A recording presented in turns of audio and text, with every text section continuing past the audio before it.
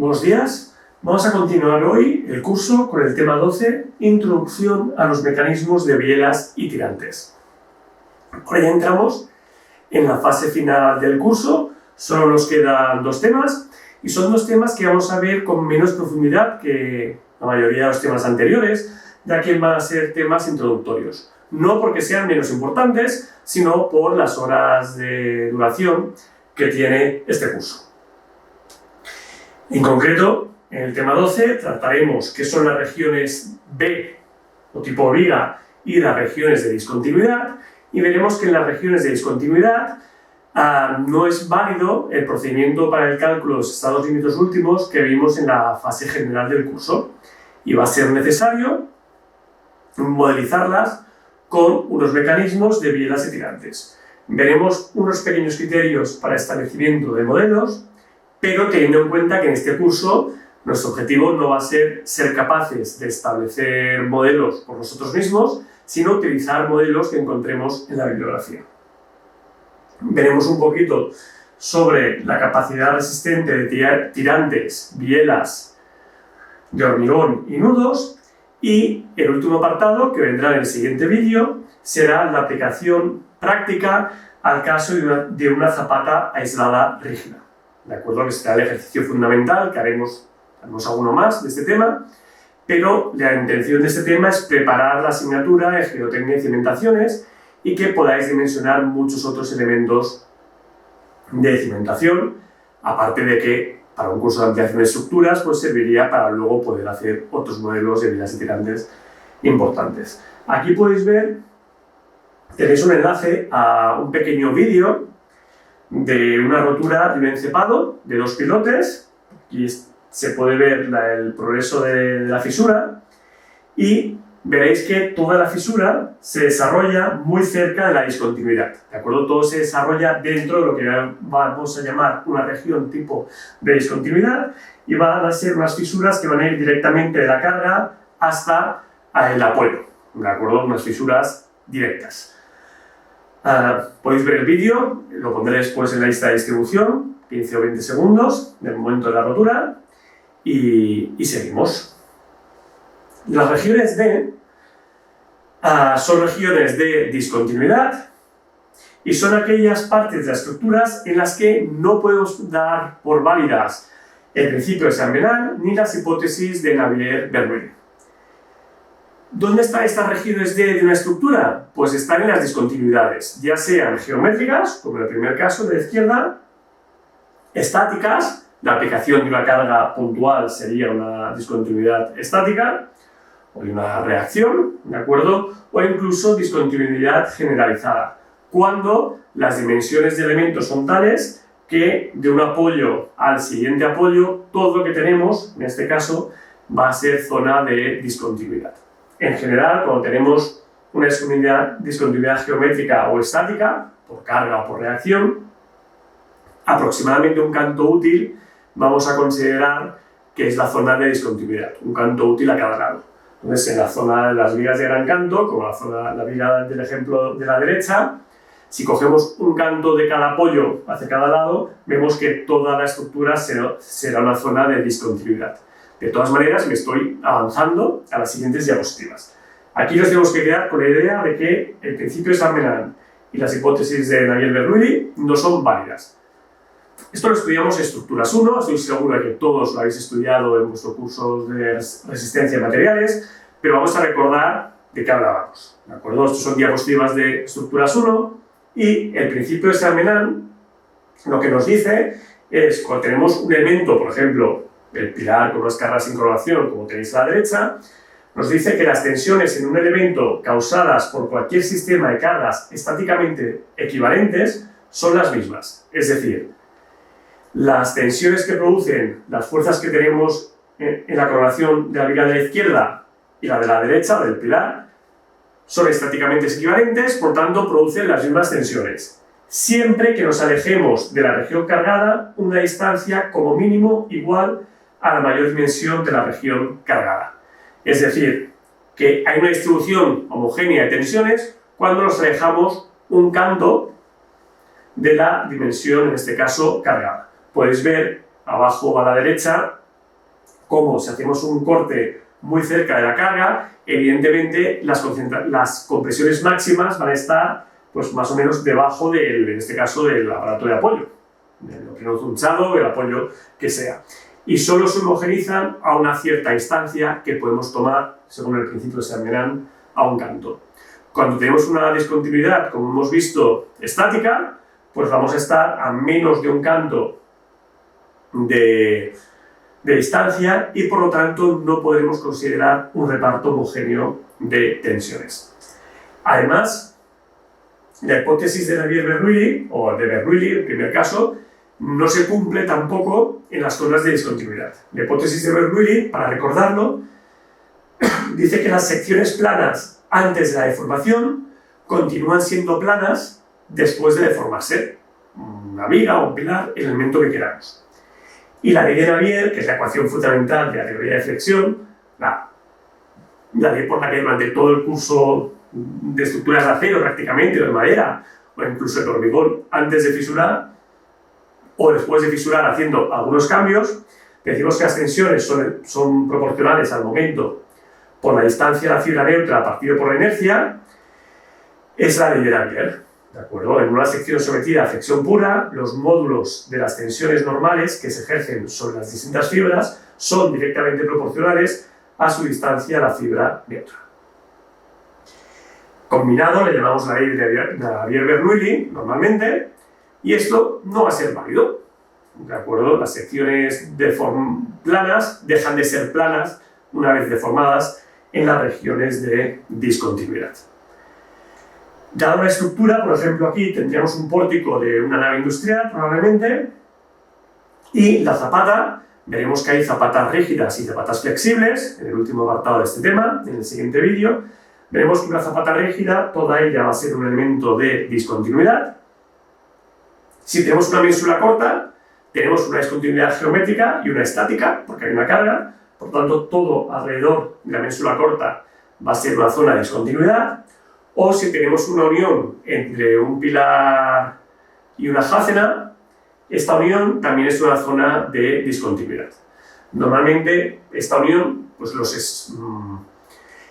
en la forma en que disponemos el detalle del armado, lo que hace es tener en cuenta esta forma de disponer el armado que estamos en una zona de discontinuidad, y en este caso en esta asignatura los detalles de armado los vemos muy por encima, y en la asignatura de construcción de elementos de hormigón se ven con más detalles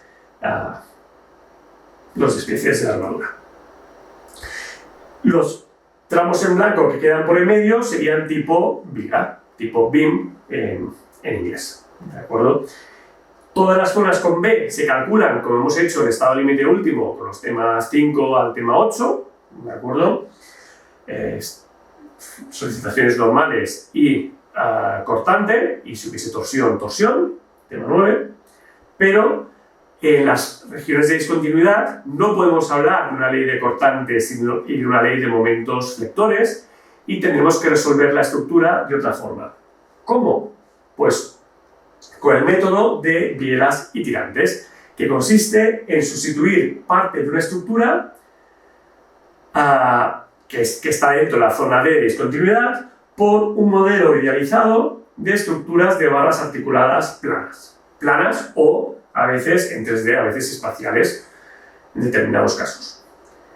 Ya hemos visto en este curso algún modelo de estructura de barras articuladas, como el modelo de Ritter, por ejemplo, que tenéis aquí abajo representado. Y, de hecho, el modelo de cortante, los modelos de cortante más antiguos son exactamente modelos de bielas y tirantes, lo que han ido evolucionando con los años. En el caso de la derecha, veríais una viga de gran canto, en el que toda ella es una zona de discontinuidad, y podéis ver unos elementos comprimidos, que son las bielas, en este caso en la parte superior y a los lados, que bajan la carga directamente de donde se aplica la carga hasta la reacción, y por equilibrio en la zona inferior surge un tirante, como podéis ver.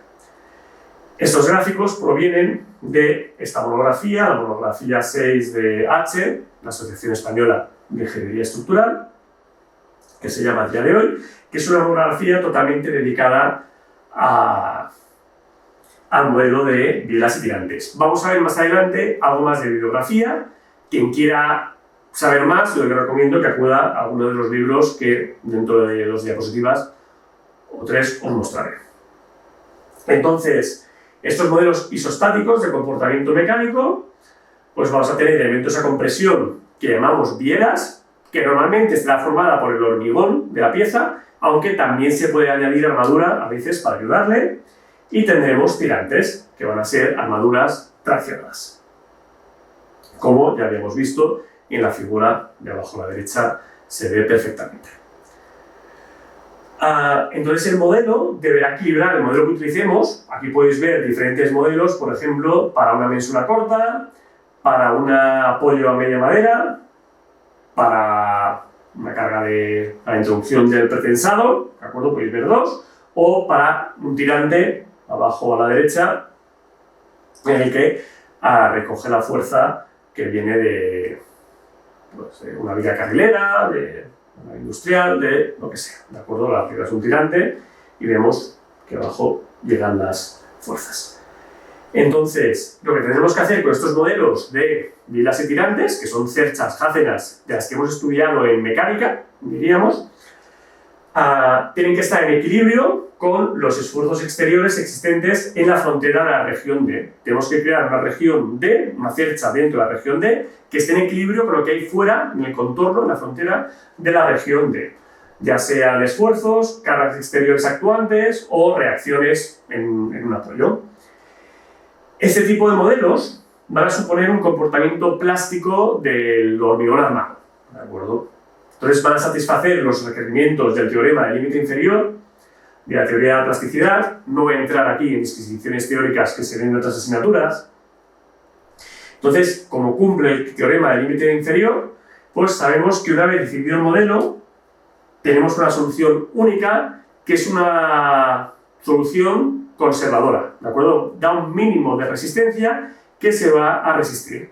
Cuando hacemos un modelo de bielas y tirantes, no pretendemos tanto buscar realmente el valor que agota la sección, sino un camino por el que pueden circular las tensiones y que es seguro que al menos nuestra estructura puede resistir las cargas externas o lo que esté solicitando nuestra estructura con ese camino de tensiones. Bueno, entonces no podremos comprobar en los modelos de bielas y tirantes, no podemos hacer comprobaciones rigurosas de estado límite de servicio, sino que limitando la tensión máxima en los tirantes, podemos considerar y, cuando elegimos los modelos, mirar que se parezcan lo máximo posible al comportamiento elástico que tendría el cuerpo.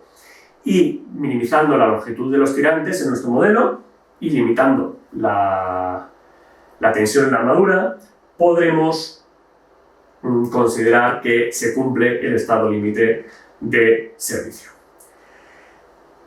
Hacer los modelos no es sencillo, ¿de acuerdo? De hecho, puede ser muy complicado para determinadas situaciones complejas. Por lo tanto, en este curso lo que esperamos es ser capaz de aplicar modelos que podamos encontrar en bibliografía.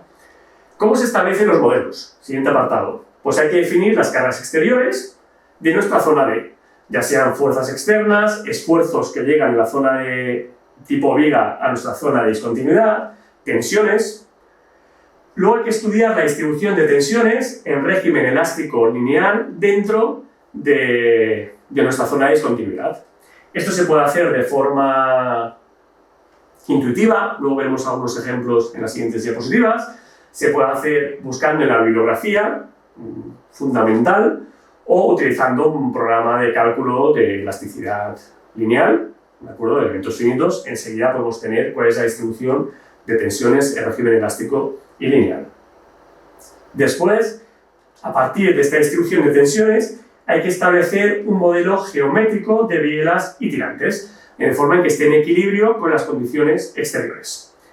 De entre todos los modelos posibles, deberíamos en general considerar para el cálculo final el que tiene una menor longitud de los tirantes, ya que es la mejor forma de garantizar la compatibilidad entre el hormigón y el acero y las menores fisuraciones en servicios. Después calculamos los esfuerzos de las barras del modelo, como si estuviésemos en un problema de una cercha de una asignatura de mecánica, y se comprueba y dimensionan las bielas, los tirantes y los nudos. Se decide qué armadura hay que poner pues, para hacer los tirantes.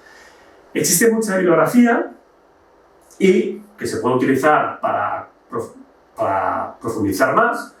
En primer lugar he puesto la instrucción EHE. La instrucción EHE evidentemente no es un libro de texto y no hay que estudiar con normativas, pero la instrucción EHE tiene un capítulo dedicado a elementos estructurales que incluye muchos modelos de bielas y tirantes con todo detalle para su aplicación, con lo cual es muy útil en este caso. Otras normativas, por ejemplo, Eurocódigo 2 solo recoge los principios básicos de los modelos de bielas y tirantes, pero no los modelos concretos para diferentes piezas. En ese sentido, la instrucción HE es un poquito un libro de texto.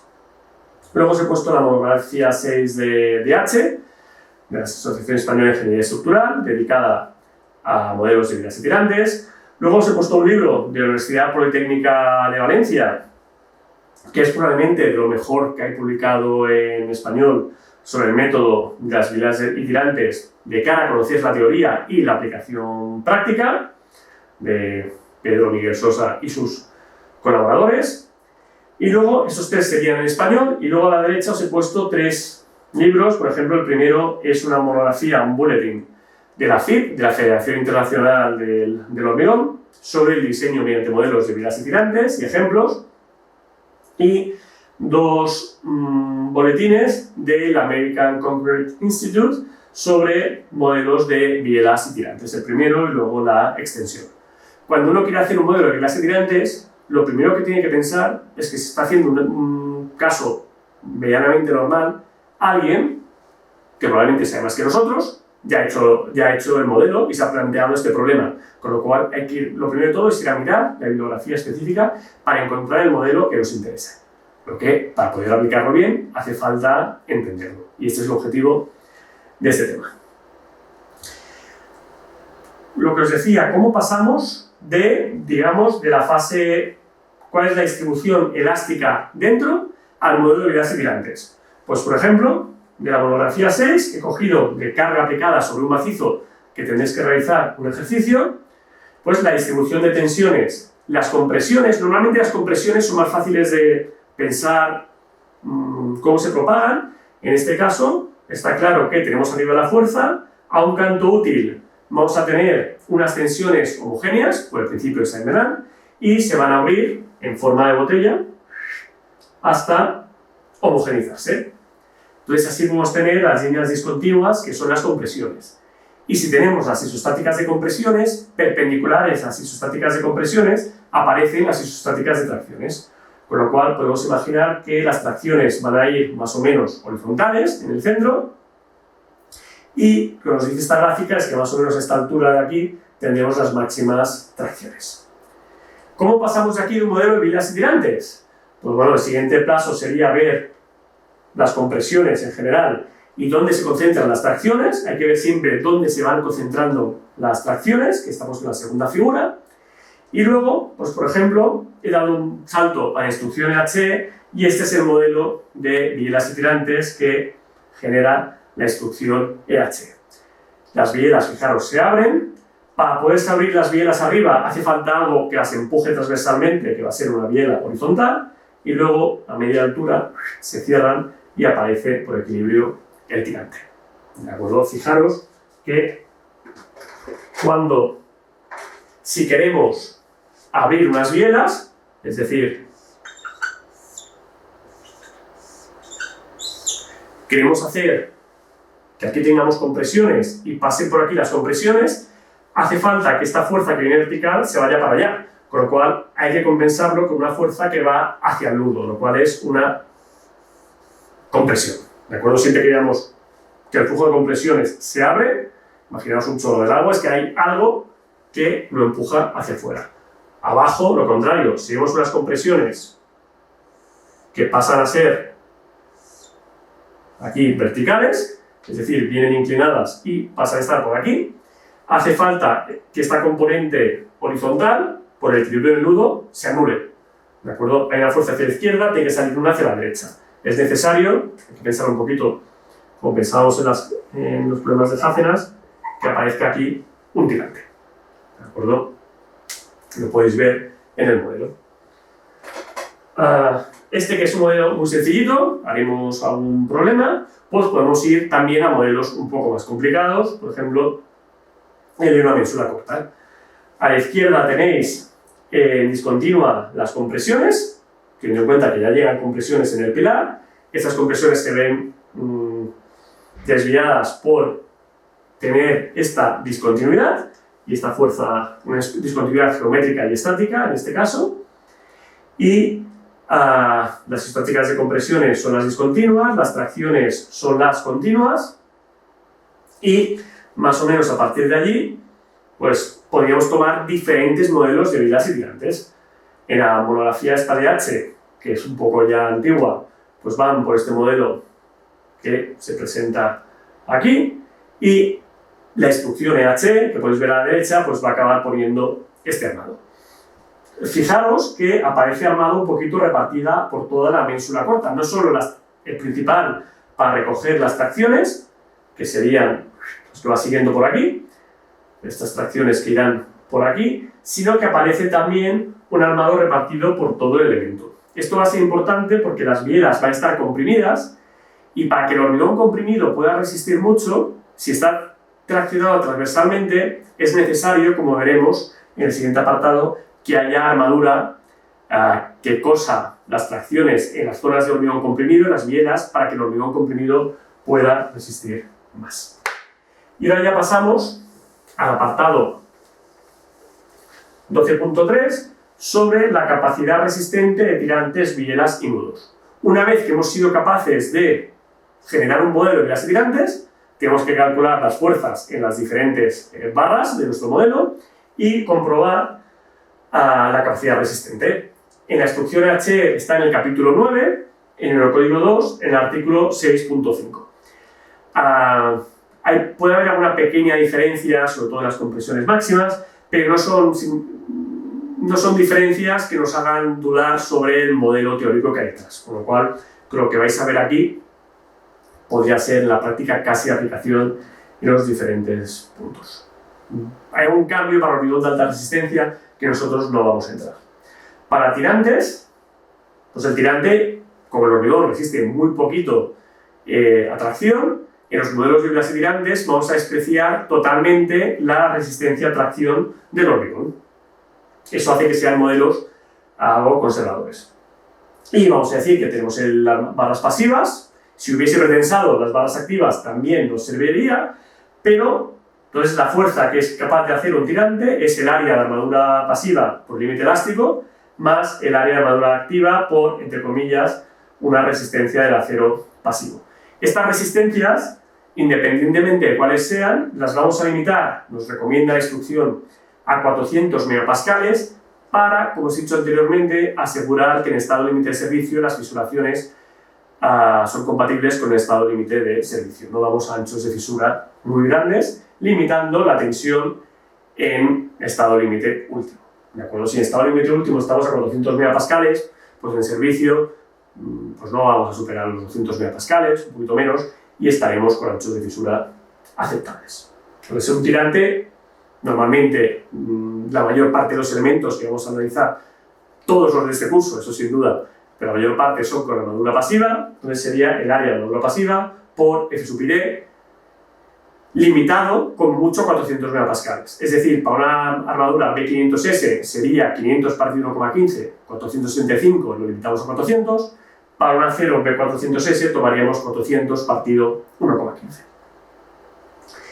Y las bielas, vamos a tener bielas que sean prismáticas, anchura constante, bielas que se abran en zona de abanico, por ejemplo, al llegar a un apoyo, a una reacción, o a veces bielas en forma de botella que se abren, por ejemplo, en la carga aplicada sobre el macizo. Entonces, tenemos que determinar un área física de esta barra de hormigón, que está dentro de la masa de hormigón del elemento, y lo limitaremos a una resistencia F1CD, que es distinto de F sub CD. F sub CD sería la resistencia de cálculo del hormigón frente a un ensayo uniaxial, comportamiento uniaxial, comprimimos así, pero a veces en las zonas de bielas y tirantes, en los elementos de bielas y tirantes, las bielas pueden estar comprimidas mientras que aparecen tracciones en la dirección contraria.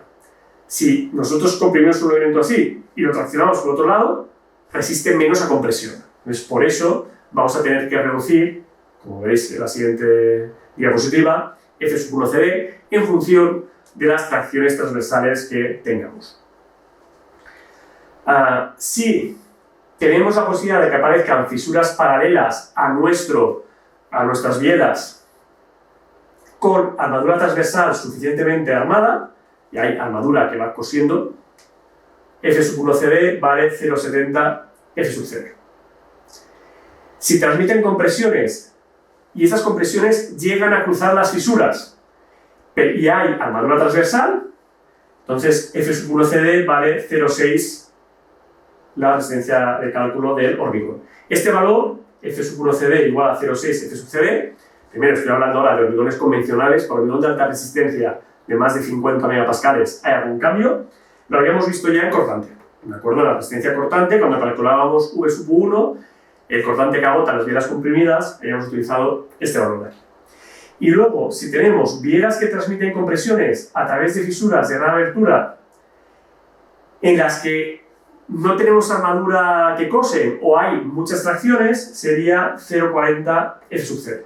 ¿De acuerdo? En el caso de alas traccionadas, una ala de una vía de doble T que da la inferior o superior, la que sea, está traccionada, las bielas comprimidas allí aguantarían 0,40 F_CD.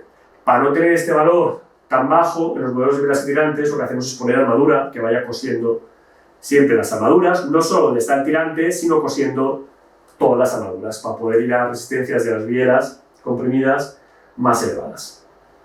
A veces tendremos también armadura colaborante. En este caso, la tensión en la armadura no podrá ser superior a la compatible con la máxima deformación del hormigón comprimido. El hormigón totalmente comprimido aguanta unas deformaciones del 2 por 1000, que por 200.000 da 400 megapascales. Entonces, la armadura comprimida la limitaremos a 400 megapascales en los modelos de bielas y tirantes, también por compatibilidad de deformaciones. Y aquí tenemos, básicamente, muy resumido, la resistencia de las bielas. Geométricamente, en nuestro modelo tenemos que dar un área a estas bielas y multiplicando por esta resistencia tendremos lo que aguanta la biela. Nuevamente la biela se comprueba y el tirante se dimensiona, se halla la cantidad de armadura. Y finalmente hay que comprobar los nudos. Los nudos, claro, habrá nudos, por ejemplo, como el que veis aquí abajo. Todas estas figuras que están hechas a mano vienen de la monografía de H, y podéis ver en este caso que si el nudo está multicomprimido, es decir, ya en compresiones, por ejemplo, si es en un plano, pues en 2 o en 3 direcciones para estar en equilibrio, si está multicomprimido, F2 CD se llama ahora, equivale a la compresión uniaxial. Si está comprimido en un plano, decimos que aguanta lo mismo que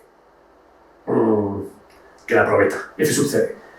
Con el factor de seguridad correspondiente, esta sería la que utilizamos en el cálculo de flexión, ¿de acuerdo? En la cabeza comprimida siempre tomamos este valor. En cambio, si nuestro problema es triaxial, es decir, estamos en el espacio y tenemos compresiones que nos llegan de 3 direcciones diferentes, de forma que estamos confinando el hormigón, entonces podríamos llegar, el hormigón que está, no sale en ningún dibujo, confinado en 3 direcciones, es como si aquí lo tuviésemos también una biela comprimida que llegase en esta dirección y en la contraria, podríamos llegar a resistir 3,3 veces F_CD, ¿de acuerdo? Y de hecho hay, para determinadas aplicaciones, hay trabajos científicos que dicen que podrían ser incluso compresiones más elevadas si está muy bien confinado el hormigón. Si hay un nudo en el que llegan tirantes, ¿de acuerdo? Como el de la derecha, aparece un tirante, lo máximo que podemos resistir en este caso va a ser 0,7 F_CD. Es decir, el hormigón está comprimido y hay armadura que lo ancla, como hemos visto en la diapositiva anterior. Bueno, hemos visto conceptualmente los aspectos esenciales. Hay variaciones para hormigón de alta resistencia y se puede profundizar más, se pueden escribir libros y libros. Aquí a mí me interesaba que conocierais los principios básicos para en el siguiente vídeo poder aplicarlo al caso concreto de una zapata rígida. Y en los problemas de curso, pues lo aplicaremos a cargas puntuales sobre un pilar, muy típico de construcción prefabricada, y al caso también, evidentemente, de la zapata rígida. Descansamos unos minutos y en el siguiente vídeo, que tenéis que ver después, va sobre el caso particular de una zapata aislada rígida. Muchas gracias por vuestra atención.